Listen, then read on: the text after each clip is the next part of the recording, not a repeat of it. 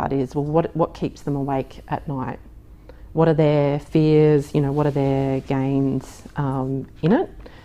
And I'll give you an example, because even if you went by position title as an example as the way in which you said that's a decision maker, what you might find is the more specific or niche you go in terms of your target customer, the more you're able to position your product or service sort of with that. And and I'll use the Zemic sort of your innovation is that when we've done this empathy mapping, one of the things we realised is that what we wanted to target for innovation was young engineers, because they had a better risk appetite for taking on innovation. They wanted to make their mark on the mining industry. Where we had roadblocks is where you had that maintenance superintendent that was 2 years away from retirement. They were just waiting out their time. So you could spend a lot of time marketing, engaging in that person, but their appetite for embracing change, that wanting to make their mark was different. So then, pivoted the strategy to say, well, where are those up and coming engineers? Because they will be the next maintenance superintendents as well. So how do we get in and build that relationship? So while they might not necessarily be the decision maker of today, there's certainly that influence. So it is a good way, again, just to take a step outside your head and what you think. And then maybe there is some, one of the things, we did this for our management consulting company, and we did it for business owners. And one of the things that came out of it that was key for our marketing and messages was around reaping the rewards of your hard work. So around succession planning. And I think we would not have got there had we not sat down and said, and it's a lonely place too, when you're a business owner as well. So we use some of those things to then connect with our customers, which might be a little bit more in that emotional sort of space, not in the facts and figures. But again, it's, from a decision making point of view, we are both rational and emotional decision makers. Is there any questions on that? So I do think it's worth not just doing a blanket one message. It is thinking about, from a revenue goal, where are your target markets? Where do they hang out? And then how can you get your messages to them? I think you need feelings to be able to invoke trust, to be able to take it past just blanket marketing and have that pull, I guess. Yeah, and that's where what they say, 15 cold calls is the equivalent of one referral. Yeah. In terms of effort. And so when you build that loyalty and trust, and that's what you want, right? You want repeat customers. The effort and energy to upsell, resell, or get an existing customer purchase is much easier than the effort and energy to get someone new sort of to trust. But that's a little bit why I think marketing has gone to that story, is as humans, our brains are more engaged with stories. They're more memorable for us as well. If it didn't, cold call emails wouldn't have names. Yeah. You know what I mean? Like, John, hi, I'm John. I'm a cold call email. Yeah. It's not a real person. Yeah. Oh, look, I haven't bought off. I haven't bought off anyone who sent me a LinkedIn cold email yet. The other one, so I'm going to keep moving, and I guess from Nathan, just jump out if you've got something that you want to add, a comment or a question with it. I'm just conscious of what time we've got. Market research. So this is something that we forget to do, but can be very valuable to do with it. And what it helps you do is actually give you insights in order to complete your marketing strategy. So some of the things of where I've seen it work really well is getting market research on your customers. What is it that your potential customers like about your existing competitors? What, some of the questions would be, well, if you were to switch, what would have to happen to make you switch? Because that'll give you an interesting insight in terms of whether it's the relationship or whether it's the convenience or the switching costs, and then how can you overcome that. Where I've seen, particularly in that newer innovation, I guess that trust is, and we'll talk a little bit about it, products or the way you can upsell or value add to products. But where this is a great way to find, if you're not getting traction in a certain market, what are the barriers? And then can you design, redesign your product or your innovation in a way that can overcome those barriers? So guarantees, trials, warranties, how can you make it easier in the purchaser's mind? I guess the other bit from a market research point of view, and the one that I've seen work quite well, is things like if draglines are your target business. I've seen my sales team actually map out every mine site within their sort of geographic spread, what draglines they have, even some to the point of the number, the type of dragline, what sort of specifications they've got on it, to work out where they want to target and grow their sales. So it gives them an idea of where's the heat map, where are the opportunities, where's my next best opportunity. So does anyone do any market intelligence, or how do you collect your market insight or research now? A marketing agency to do it for me. Yep. Yep. So sometimes a third party is better than marking your own homework, because you might not get the honesty. Yeah, plus they do it every day, so they know what to do and what to ask, whereas I train people. Yep. Yeah, we use our CRM a lot for that, because a lot of information gets stored in there. Yeah. But yeah, things like, as you say, models and numbers and what rigging or gear they're using is all very important to know. You've got to know what you're talking about when you sit down with these guys. Yep. I just do a lot of research, read a lot of articles, get on every platform that I can, and just doing it myself, I suppose. Yep. And just recognising opportunities where I align to certain projects that are coming up, and contacts, and start talking to people, and then you get leads. That's as basic as I've got it. Yeah. And look, industry groups, associations, that are looking at those larger trends that I guess attract those speakers that give you that whole of industry view also, I think is useful with it.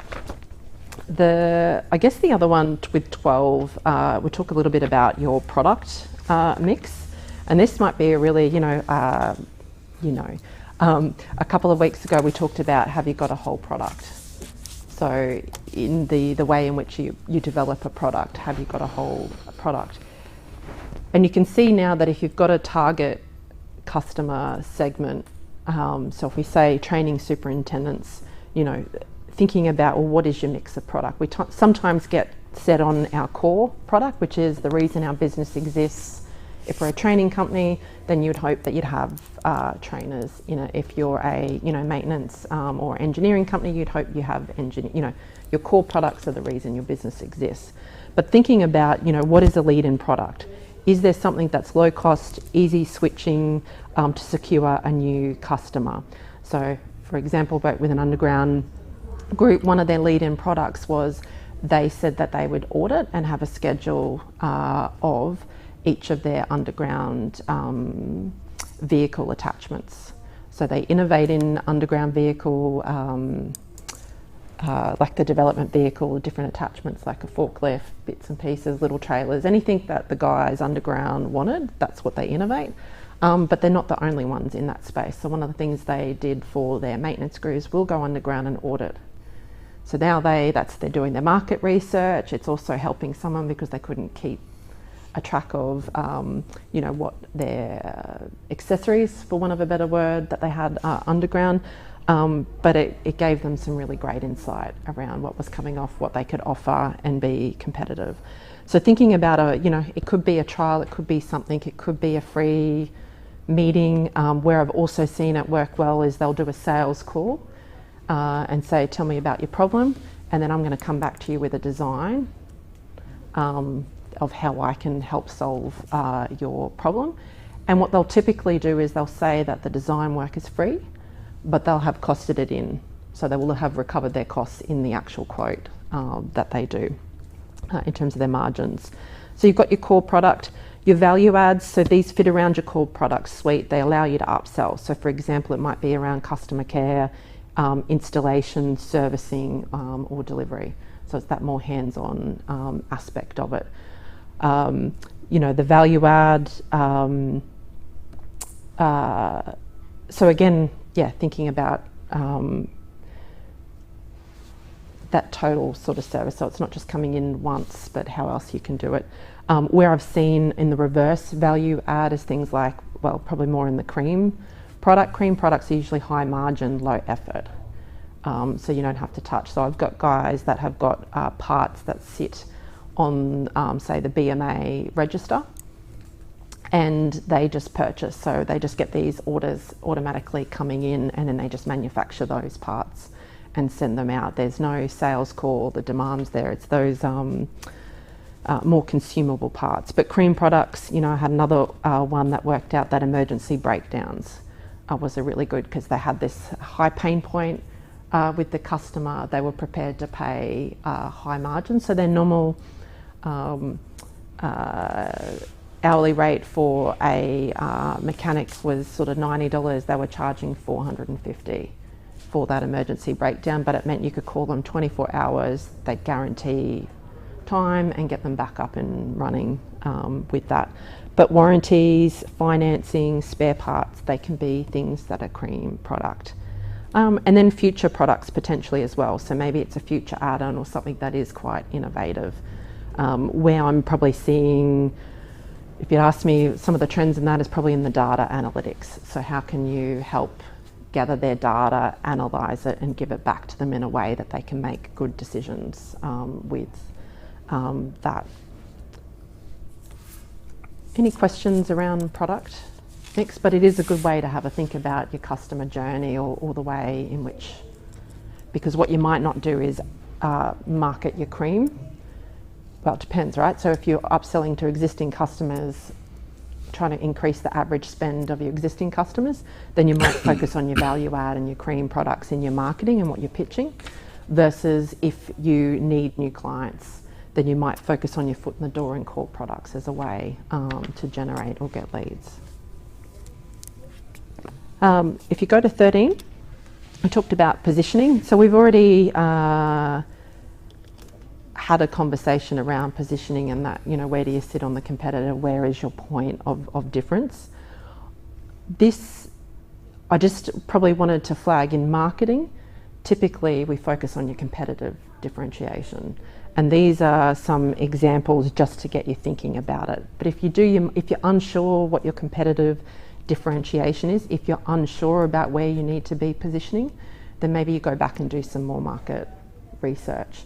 I think what's interesting too is, even in your market research, is actually asking your existing loyal, high trust customers why they buy from you. What is it they value? If they were to refer you to someone else, what would they say about you? Very powerful to use some of the language in the customers. But I think even if you wanted to brainstorm with your team around what do you think our customers value in terms of your competition in the marketplace, and then you know, use that scale and plot maybe your top 3 competitors. So who are you losing to? You know, which customers do you want, and who do you need to break through? The pricing. So pricing is another element. This is a strange, I'm not going to say it's not strangely unique to mining, but even I've personally come across around really need to have a good pricing strategy, and your pricing strategy needs to fit with your positioning of where you want to position yourself in your market. So if you're talking that you're innovative, that you're high quality, you don't want to come in as the cheapest either. And I've lost work of where, you know, the difference was probably 50% difference between the price that we put in versus, say, a Brisbane firm that put in, and they used price as a way to save value in it. So this is a really good way to start thinking about, you know, what is the quality of what you offer versus the price in which you pitch for that. And then the other part to probably anchor that in is, what is your competitors offering? So how will your price compare to your competitors, and can you show that difference? So it might be thinking about, there's some examples of those different strategies. When would you use it? I had a bit of a giggle around the rip-off strategy or the overcharging strategy, but it does happen. So where I've seen it happen is where it's not your core, it's probably something the owner's not passionate about, and they price it as such so that they create value in it because, it's of low value to them, but for the right price they'll do it. So it might be an add-on charge. I think the only example that recently comes to mind is almost like a builder, where they're already, the tradesperson that comes in and charge, how bad do you want your renovation in your house, and they overprice it. You're like roofing in Early Beach at the moment. Yep. You want a roof in Early Beach, you'll pay an insurance premium price Yep. for the next 2.5 years. Well, easily, because they've had the hailstorm in Rocky as well, which they're going through as well. But it is, I think pricing is important. And then when you're thinking about your product mixes, maybe think about your different pricing. There's probably a couple of ways to have a look at it. One, I think it really is important to think about where you're anchoring with your competitors. I have a client that their view is they do a lot of tender work, so they're probably in that 35-40 million turnover. So they believe that they want to position themselves of not being the cheapest in the market. They're happy to lose work if the price is too high. So we look at their win-loss ratio and track that, and we've been tracking that for a couple of years now to make sure that they're not well overpriced, but we also track when they have missed out on a tender and why. And interestingly, because if you start competing on price, it almost goes down to the lowest common denominator, and you're starting to take on a lot more risk than perhaps the reward is there for. And I've seen people go out the back door because they're priced to get the volume of job, but not necessarily priced for the risk involved with it. So it is important to think about how do you protect the risk and reward. You may go cheaper, so you may choose, particularly for your new market entrance, you may choose to go low to get market share. You may choose to low to demonstrate to a customer that you've got something more to give or help with that switching cost. But the challenge with that is that once you start pricing at a low point, it's hard to then upsell or get that customer back off. And I think discounting, I always think that's your pricing strategy of last resort, particularly in this game. But I think being conscious about what your strategy is important. Any questions or comments? So there is some questions that you can go through, and I would encourage you to do that with a couple of your key people. And this you might already know. You might intuitively know these things anyway, but it is good to again make sure that your marketing and what you're going out with your marketing matches that. So promotion.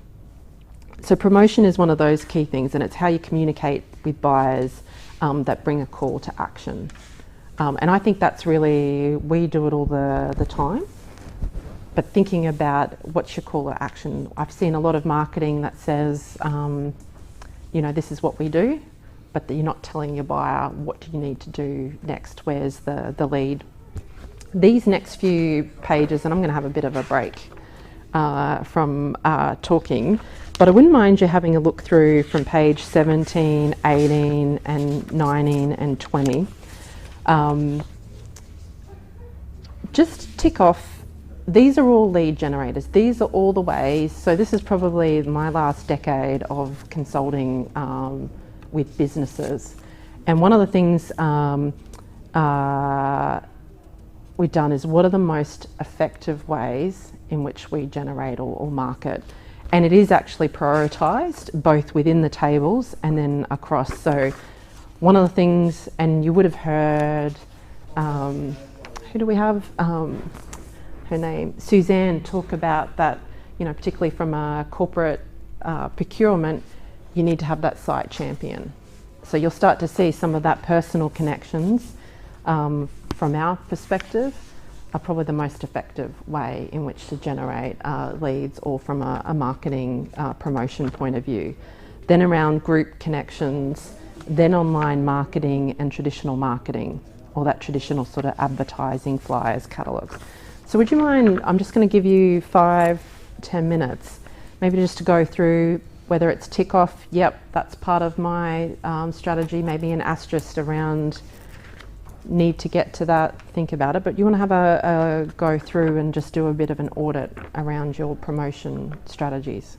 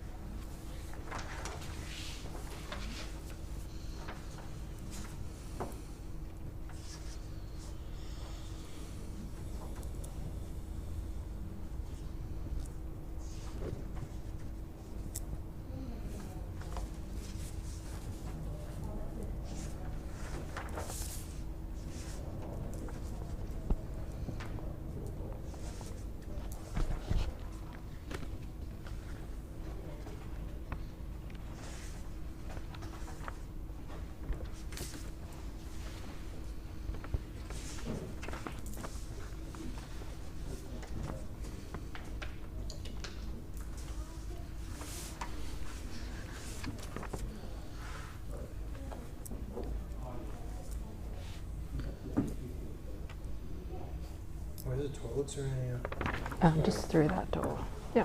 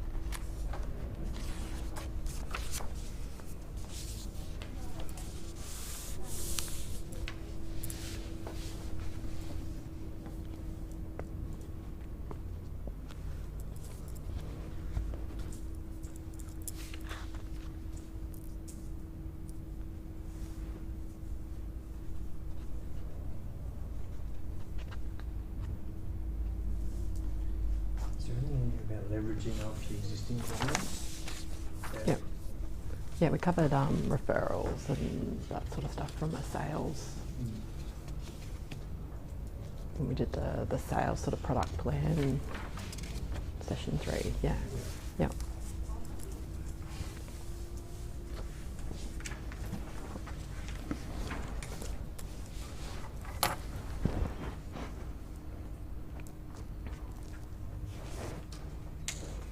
So I might just pause there and might just go through each of the sort of different promotional strategies. So the personal connections, and Nathan sort of made a good point. Personal connections, you know, we talked about referrals, so where you can get an existing client or leverage your existing clients to introduce you or make a recommendation, so that third party credibility. But again, depending on the size of the purchase, so depending on how much you're asking your customers to part, depending on whether that sits at a site level, GM level, or you know, CEO level, takes about 7 to 9 connections to build trust and credibility. So those touch points that you think about, so the more personal you can make those touch points, the quicker you can build that trust and credibility. But don't underestimate the touch points. So I sort of think about, you know, from a customer point of view, even your existing customers, how often do they purchase, but what's your touch points? And marketing can be a really great or an effective use of your time and resources because it's that one to many. So even if you have a monthly newsletter or something that just says, hey, I'm here, but this is what we're doing, this is what we're showcasing. I think in that B2B side of things, where you can be really effective is if you think about a mine site, probably time pressure is the number one thing that we see. Don't have enough time outside of the production or maintenance commitments to go to conferences, to, you know, they're quite remote. So if you can think about how you can bring the outside world into them, which might be, hey, I saw this great article, I thought it might be that. Did you see this? This is something, did you see this new innovation? Have you heard? So something that actually helps them win at their job, which is why I think that target market needs, wants is a good way to say, well, how can I add value to them? So with the personal connections, does anyone want to comment around, you know, what are the things that they've found really effective for their business? And I might jump, have we got the... I'm just getting Chris. Okay, cool. Chris is here now. Yep. That's actually all that I've got.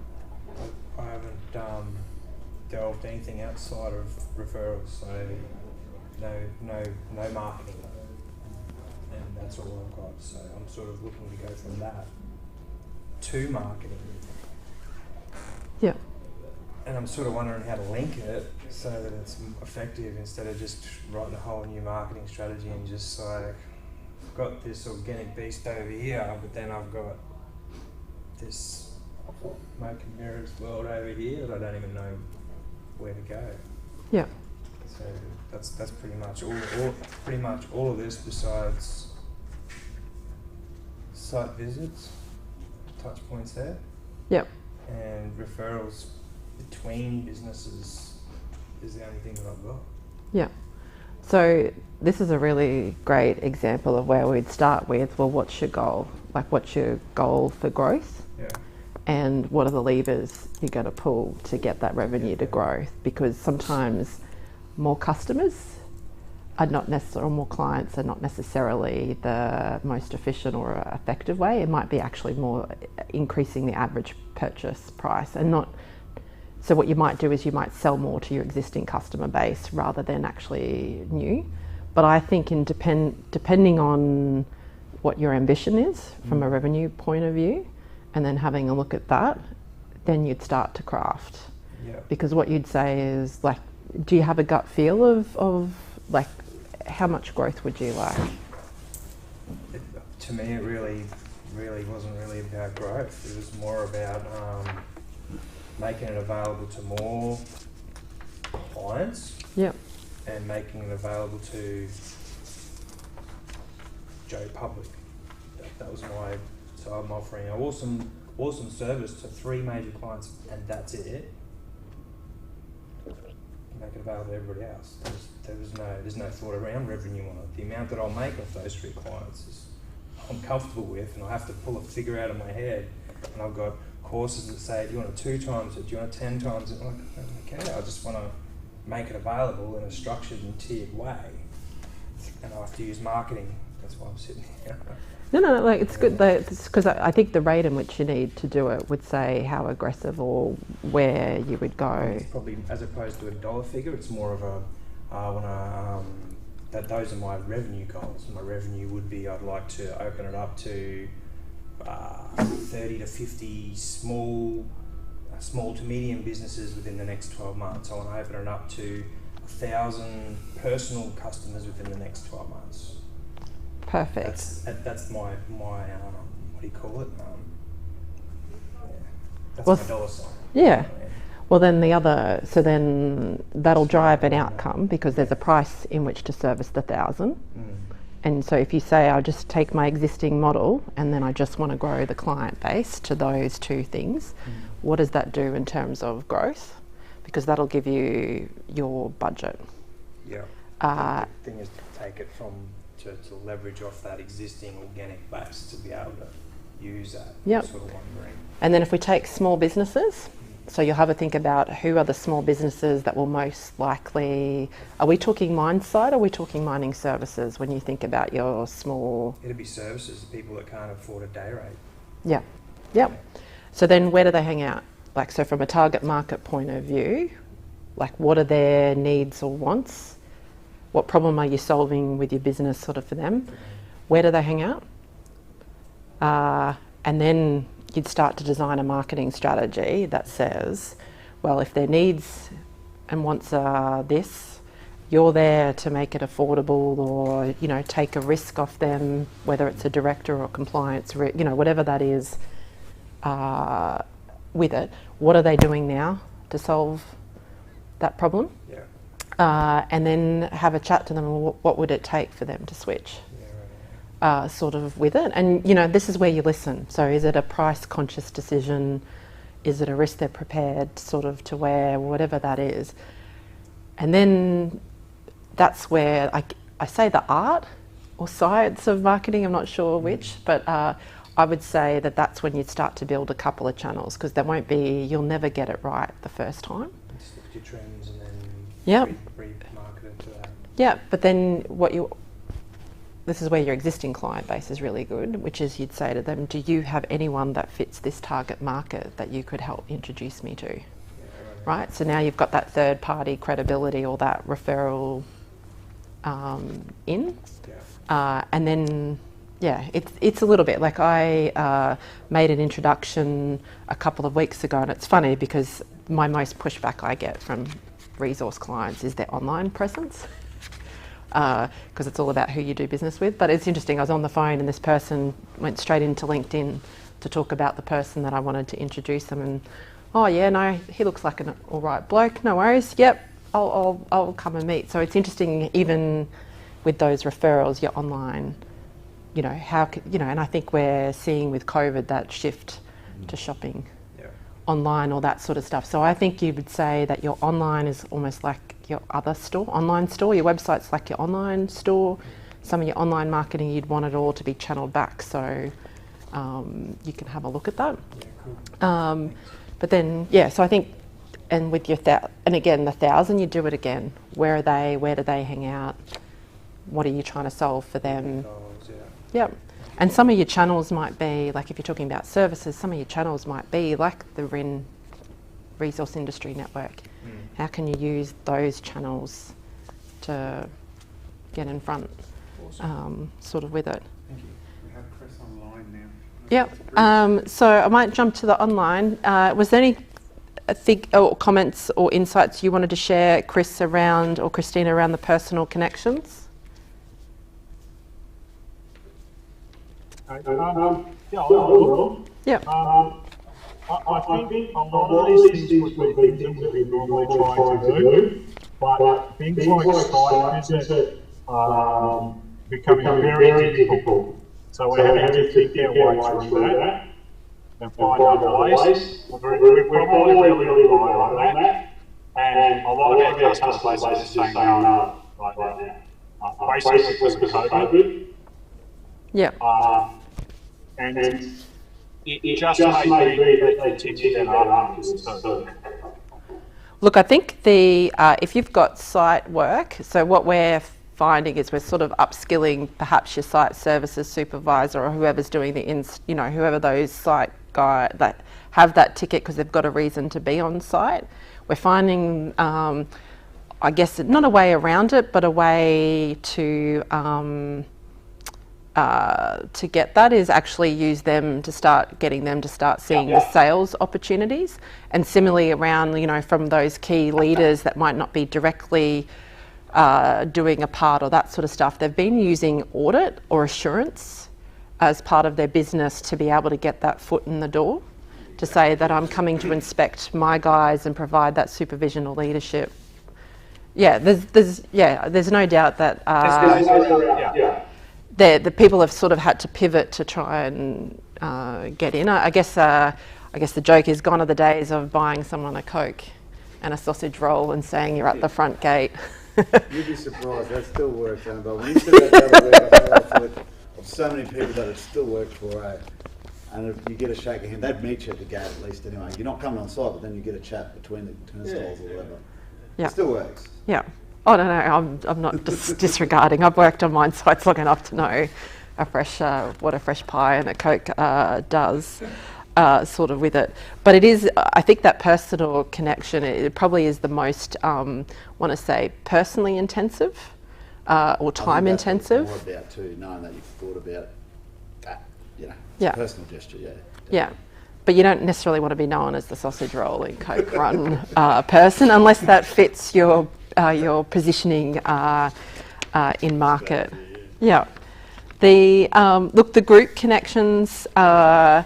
Look, what I would say with that one, obviously we have had less opportunities in this last year to do that, so we need to think about how we do that. What's interesting is seeing how people have pivoted online to create some of those engagements online. So whether it's interesting, I've got one client that specifically focuses on training, targeting high explosions for electrical engineers and underground mine, and how they've sort of pivoted that onto like an online Zoom, as a way to get connection sort of with it if you can't get the normal classroom side of things. The only other thing I would say, particularly when you've got something new, is award ceremonies. You'd be surprised, and RIN do a really good job. Unfortunately, they're not doing it this year, but I know the Bowen Basin Mining Club are doing their 2-year award part of it. Award ceremonies are a great way. The judging panel are usually key people within your industry, so even that personal, another way to meet. But it's the visibility that you get in a room full of people. It's that third-party endorsement or credibility. So it is worth spending some time and doing it right. I think the one thing that I would say is what lets people down is their written. You kind of get out what you put in to the written application. But referrals, that word of mouth as well. What I would suggest is sitting down and thinking about where your leads come in. And what we tend to find is it's usually a couple of key people, and how you can nurture and build on those people. We've got online marketing. So who's got a good online marketing presence? Chris or Christina, what's your online marketing like? Yeah, I can speak to that. We've really upped that this year. We realised it was one of the things we were going to have to do. Yep. And so we get some external help with a marketing consultant on how we set up our website, and it's a combined strategy with social media, mostly LinkedIn. And we are seeing a lot of following, and I have got 1 or 2 people who've referred to seeing our product there. Again, I think it's just one of those things that you just have to build. It's like any sales work. People can always question whether it's effective. And I think, probably only 10% of it is effective in the end. but you don't know which 10%. So you press on with it all. And look, there's some good things in the online sort of space of where you can get some smart. So I sort of think if you think about whether you've got a physical workshop, an office, that your website is your online store. So even everything in your social media should link back to your store, because if someone clicks on an article in your LinkedIn, it should take them to your blog or to your news sort of feed. And what's interesting is if you have a good website, if you haven't looked at it, is look at your analytics in your website, because there is always analytics that sits behind your website that shows you what your top pages are, where are people clicking. So then you can start to say, okay, so one of the things we've done just as examples is our email signatures always have a call to action. They always have a link. And what surprised us is everyone's like, no one clicks on your email, that. But lo and behold, we did that for 2 months, and the number one website link that we had was the one that we had fed through on a particular campaign that we had. So we know that it works. We know that people are clicking through. What it's great too is that cross-selling or that cross-promotion or that cross, because if you can entice, and you never know, this is why it's good around understanding who your target market is, what are their key needs or wants, perhaps where they're at in the buying cycle, is that one article or that one piece of news or that one solution that you've put up is what they need and drive and click through, and then they can see who are you about. So you can actually see how long they've stayed on there, how many pages they've clicked, what engagement they've had with that. Similarly, around your direct email or direct email or newsletters, we worked out that we did a 4-post, sort of 4-block email. We worked out that the most clicked on one was the top left-hand corner. And we worked that out because we looked at the analytics. So you can, if you're talking about generating interest, awareness versus then starting to add some sales onto it is, so from a marketing point of view, we said, what is the one thing that we want our clients to take away? We'd put that in the top left-hand corner because we knew that that would always be the one that they would click on. But when you're doing a specific promotion, so let's say you got 10% off safety gear or that sort of stuff, what you can actually see, depending on the direct email marketing, you can see who clicked on it. So then you can actually say, well, not just I sent out and 2% opened my 1,000 email, you can go in and it'll give you a list of the email addresses of who clicked on it. So then that gives you a warm, hey, just ringing up Andrew, I just wanted to see if you got my email on X, Y, and Z. You know that already. Hey, what did you think of it? So again, you're starting to create interest or leads or things as a way to keep nurturing, those touch points through the purchasing process. The Google SEO, I think to your point, Chris, around the fact that I think most have pivoted online, I've probably seen that the most aggressive in that SEO search part of it, depending on your customers. But I've got one customer that's dealing with a trademark issue of where their competitor has put a Google AdWord in using their specific trademark name to get clickbait. So they now, because they're paying for it, they come up at the top of the search engine with their name in it, and you click straight through to their, only because it's a client, their poor imitation of their, that part of it. But know that in that online space, people are searching. And probably just for your benefit, Nathan, probably in the last decade, it's probably more so in the last 12 months, have I seen people actually asking for quotes through website inquiries from US, from Mine Insights, from overseas. It's really interesting maybe how small the world has gotten in the last 10 years.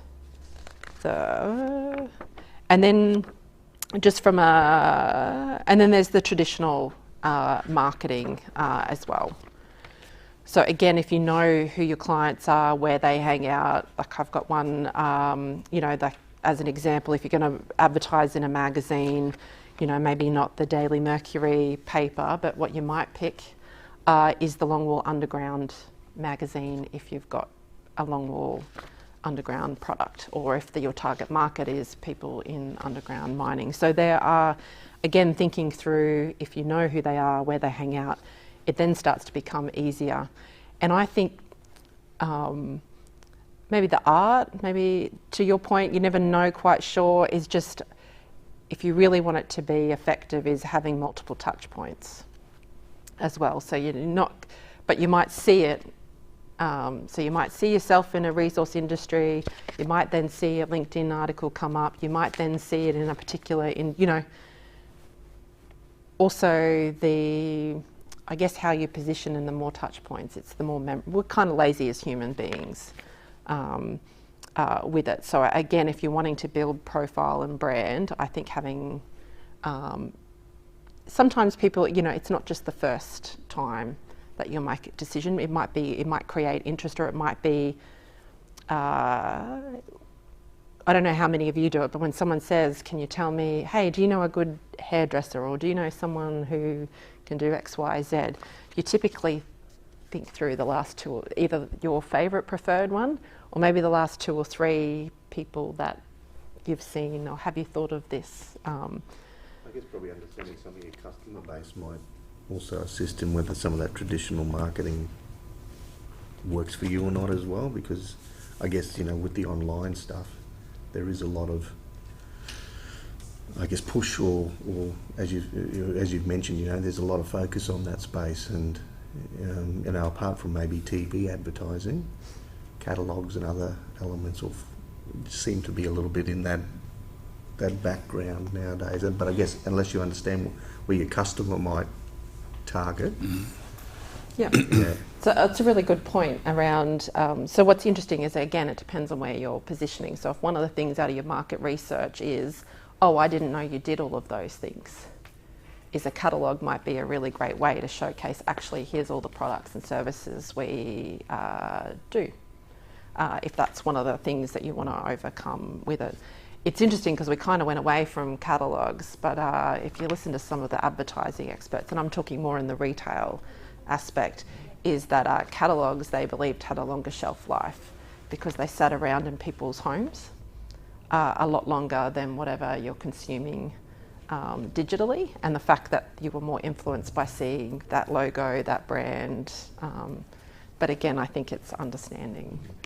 The reason that one is also the last one, I said that each table that has a level of priority, but each of the sections are. The reason, I'm not going to say it's the least effective, but it's also probably the most costly. So from a time, effort and outcome point of view, it does cost a lot. So you might, again, think about how that fits in with it. Any last comments or questions on promotion? That's good. Yeah. So the other bit is around customer relationship management. So I'll ask this question, but how do you collect and store your customer data? On my mobile phone, Yep. under their name, their phone number. Yeah. That's it. Because how many people in your team? 3. 3. Me and 2 contractors. Yeah. And to scale up to achieve those goals that you've got, how many? Probably 5 or 6. Yeah. So that'll be something interesting for you to have a think about around, particularly if they're going to do some sale, whoever your person leading sort of sales. This, to your point, your existing customers, this is probably one of the key things in marketing, is making sure you're capturing, and it's not just your who's purchasing off you now, but it's your leads. It might be that person that you grabbed a card off, or you met in it. How do you add them to that? Because some people might be your customers, others might be actually really good referrals. And not that actually I will say it, but mining is a tiny bit incestuous in the relationships, because mining is not for everyone in regional Queensland.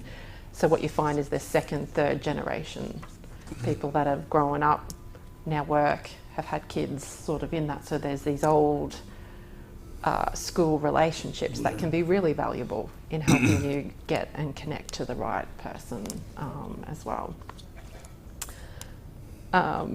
So like MailChimp, and I'm thinking of going to Activate. So because I acknowledge customer relationship is probably going to need to be centered online. So around those automatic emails or the what do you call it, the lead pages and the on-sells and all that to the online customer, to be able to have it so that it's not a spreadsheet on a computer or a Fandangle access program or something. Trying to align it with what the long-term needs of the business is. Yeah. So for some of my clients, like they have quite large sales teams. They might have 8 people working on it. They will record everything to their sausage roll or pie preference. And I say that a little bit tongue in cheek, but they will, you know, what is that personal connection data? So if it's a family, if they like a favourite sporting team, you know, what is it? Because part of them to scale up is you do have turnover in those key roles. So as an owner, it does get to a point where you're going to have to trust someone else to nurture those relationships. But it is good to also, if you do use CRM really, really well, I think, Paul, you made the point that actually becomes a really good market research, because what you can also record into that is you'll know that like Anglo has a different finance budgeting system to, I think they do the American January to December as opposed to BHP does the July to June. So for some of my clients, it's that last 3-minute sprint for their maintenance people that haven't spent their budget, because they always underspend their capital, and that is the perfect time to be touching base. Actually, they touch base 2 months prior to that to say, hey, what have you got? Let me do some quoting for you, so that when it gets to that point where they're throwing money at it, they've got shovel-ready projects ready sort of to do. So I would encourage you to think about what data your team, you know, if you've got other people collecting it with it. We've got place. So place is another word for location, and as they say in marketing, it's all about location, location, location. So we've talked about being visible online is important, but again, you know, things to have a think about is, you know, where are your customers, which outlets, either online or offline, to sell your product, what are the distribution channels you're currently, you know, that are currently working, you know, so that's your delivery model, whether your delivery model's face-to-face, online. Do you sell directly to businesses or consumers? So that B2B versus that B2C or the public, again, is a very different way in which you market. Do you sell directly to your end customer, or do you have to go through a middle person? And then where are your competitors as well? So I think thinking in terms of place from a marketing perspective, you know, I would do a signage audit. So if your place is your car, do a signage audit, because no one but the most visible part of your car is actually the back of it. So what does it say about you? I see people do a lot of work on the side, but again, when you're thinking about driving and people behind you, that's probably the thing that people will read the most. Signage, do people know where you are? So maybe, again, fresh set of eyes, you know, take a step back, walk across the street. Does your signage at the front of your store or shop actually reflect your brand positioning, if you're talking about high quality, innovative, but is it easy to find as well? I think that where are your competitors, I think is an important one as well. And again, and I think Paget's probably one of those things, is the reason why a lot of mining services end up in Paget, is because that's where a lot of their customers are, and competitors are, and it makes it easier for customers to find you. One other point. Well, and I guess the other thing is thinking about, you know, where are you located, and does it assist in generating sales? So if you think about where are your customers, can you generate sales? And I thought what was interesting, and I had a client that had a particular dragline roller innovation product. And so from a place point of view, so I'm not talking about business marketing, but just the product marketing. So they did a roadshow. They hired a semi-trailer, put the roller on the back and then turned up into each of the car parks with food and obviously not grog, but with that to then say, come out to the car park and showcase it. So they brought, you know, it was just a different way of thinking about bringing your innovation, you know, to your customer part of it. We've just got a little bit of time, but we've got the sales pipeline. We've covered that, but I just think it's really important that if the purpose of your marketing is to help create a customer or help create a lead, is just think about your sales pipeline again and just make sure that that is a smooth process. I kind of think about it, it's almost like a customer journey map. Where do your customers come from? How do they travel through your business? But there's more detail on that in the previous workbook. And then we've got 15 minutes, so I just probably want to spend the last 5 minutes around your plan execution, and then just talk a little bit about what to expect for our last session with it. So we talk about, I think there is a lot of ways in which you can market. There is a lot of, and in some cases, if you're hands-on in the business, it can be the last thing that you do. So I think having a sales plan, marketing plan, and some targets. Targets probably the one thing that, in terms of effectiveness, people, they spend money, but then don't actually measure, did it generate what you intended? Nathan, just again, if you say, well, I want to create 1,000, you know, general public help individuals, then you create a marketing strategy. Did your marketing channels create that? You know, again, that effectiveness. Or if you're tracking where your leads are coming from, is then what you might do is, if you keep monitoring your marketing strategy and spend, what you can then do is start to shift where it's more effective. So you might start to shift spend and say, well, I didn't get any leads from here, I'm going to shift it to there. Does that increase the number of leads that I've got? I like, and look, my recommendation, I've been doing this, I've been supporting clients for probably over a decade, and then I own my own business as well, is I like sprints.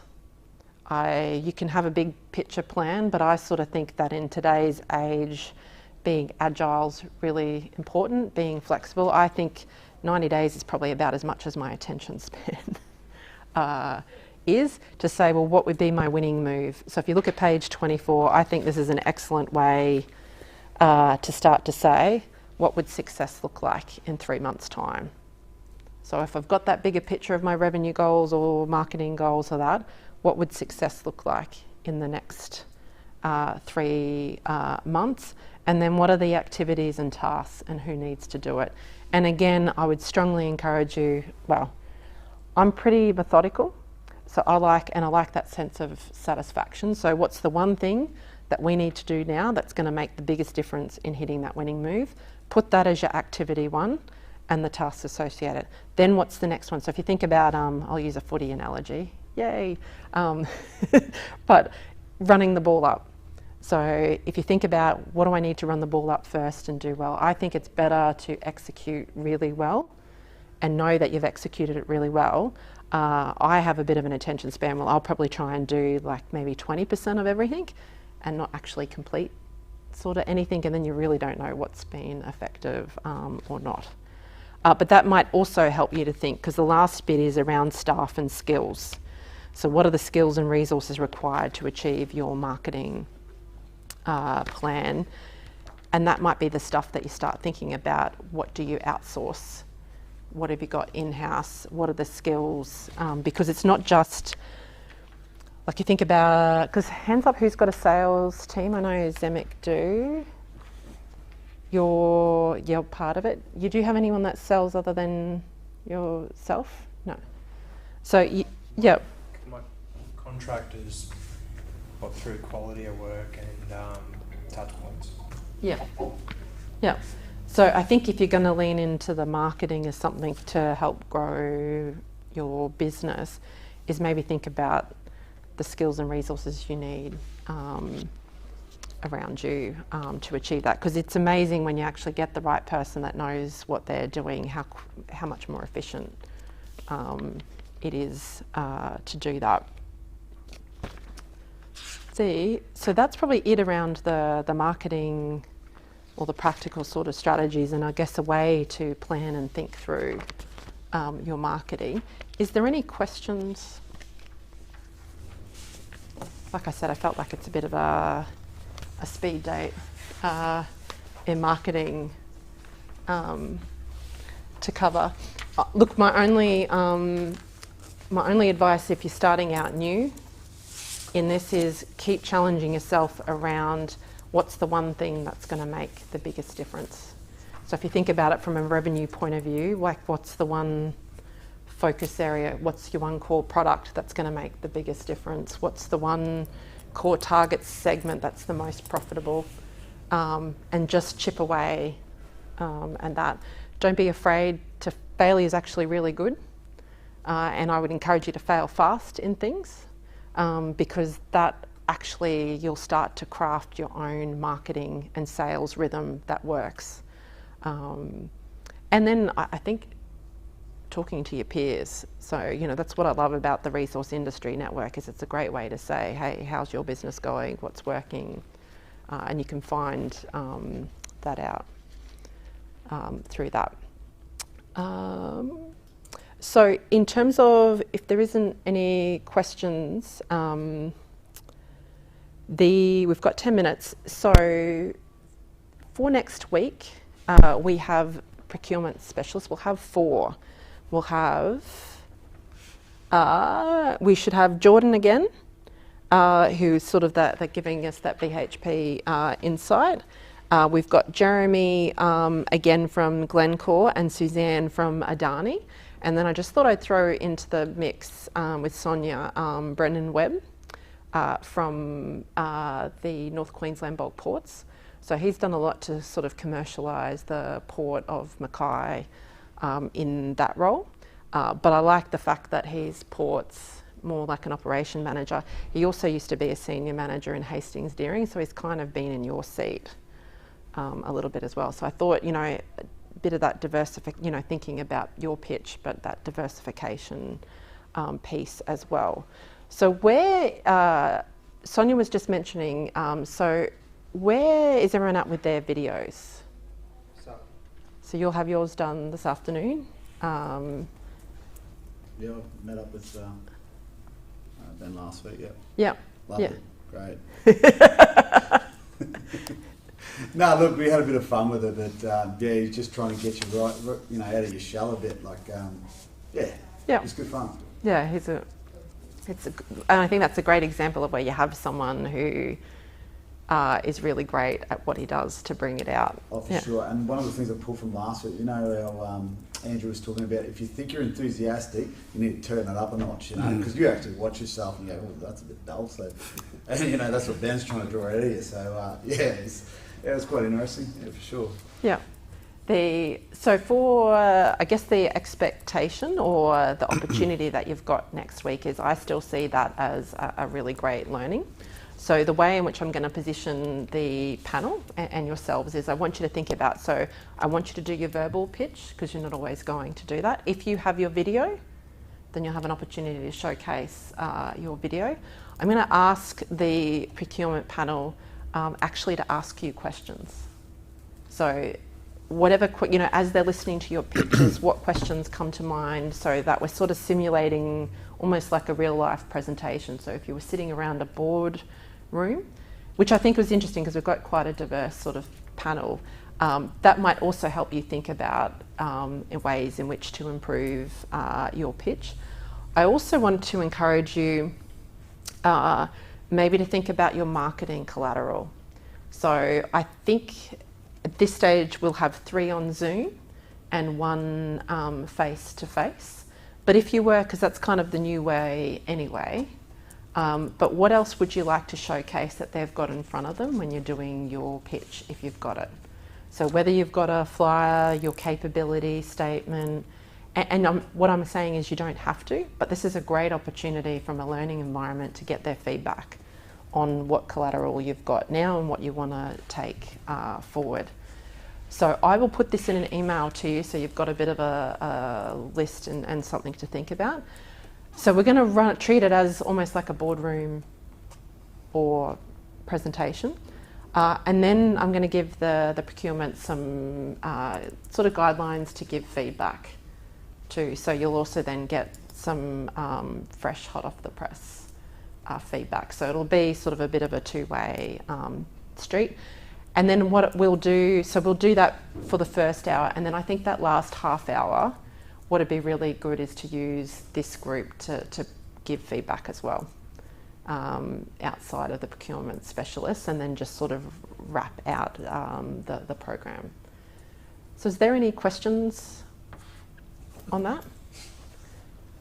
I suppose when you said the marketing collateral, if you're looking for something to show, or what, you got some suggestions, like I know we refer to the video and we can have a bit of a chat, but when you say present something, is there like... So if we've got your video ready, we're going to play it. Yep.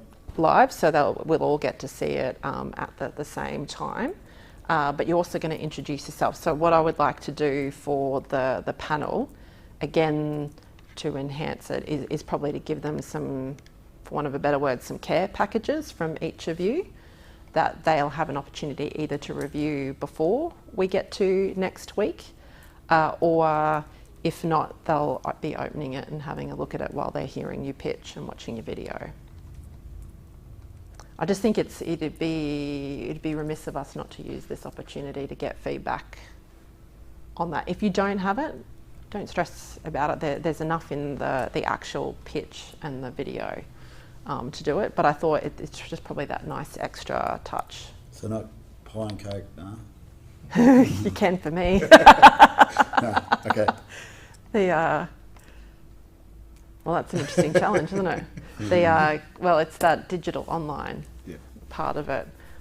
So I think, and to your point, Andrew, this is a really great opportunity to bring everything that you've learned over this last month. So, you know, bring your A game. My advice to you would be to actually practice out loud your pitch. Do it in front of a mirror, do it in front of a colleague, and actually get them to give you feedback, because it's interesting because when you get the wording, how we write versus how we speak is different. But once you get the wording right and you're comfortable with the way in which your pitch goes, then you can focus on engagement. And I think that what I see, I'm not going to say crashes the presentation, but what I see is where people you can see them thinking in their own head instead of engaging with the audience with it. I think that if you are someone who suffers from nerves when they get up and speak in front of people, I might send some exercises to do. They're not big, but there's a really good thing from a neuroscience point of view around how to actually calm. It's almost like tricking your body into thinking it's calm, to calm the nerves. And then maybe just the last thing, after it's taken me a month to work out this whole Zoom thing, is just remember you're pitching to the camera, not looking at the screen. That's what I guess my question is if there's 3 people online and 1 person sitting in front of you, where's the screen going to be? So that'll sit there because with their faces on it, yeah, looking at you. I was going to talk to David about whether we can set up a little mini screen here so that you can sort of see. That'd be a good idea because your interpersonal connection relates a lot and a lot of feedback as well from people's faces. Oh, no, I hear that because I struggle with that's what not wanting having my back. So we'll try and set it up in that way to do it. Cool. So any questions or no? Good. Silence. Yeah. Awesome. We'll have a good week. Thanks. And we'll talk online. Thanks, Chris. Thanks, Christina. And see, I looked at them.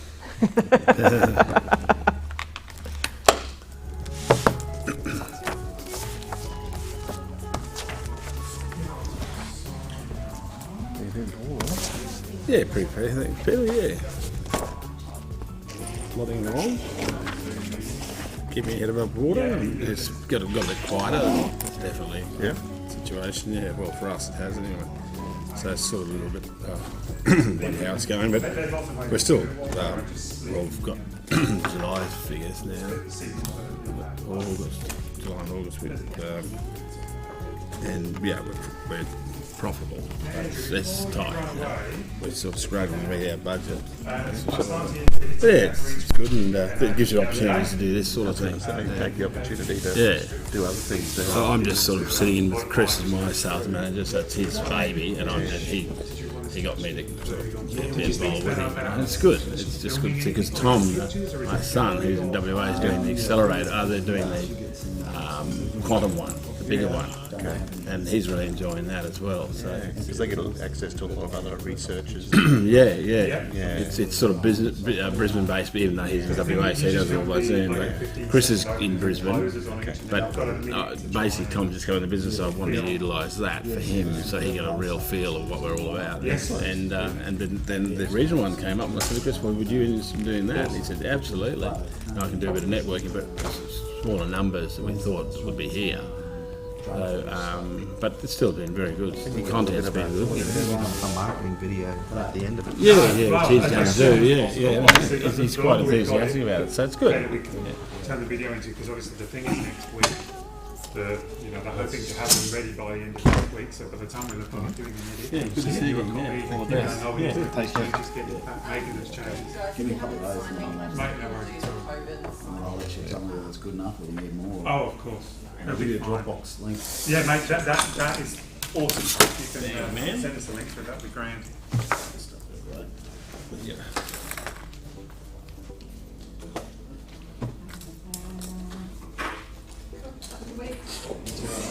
Thanks, Andrew. Thanks, Dave. See you, mate. Have a good week. Hey, do you know that? Yeah, Thank you. see ya. See you. Do we need laptop for next week? No. I won't bring it. Yeah. Keep that out.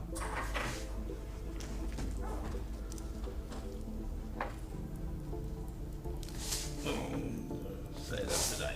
Thanks. Ben suggested he's got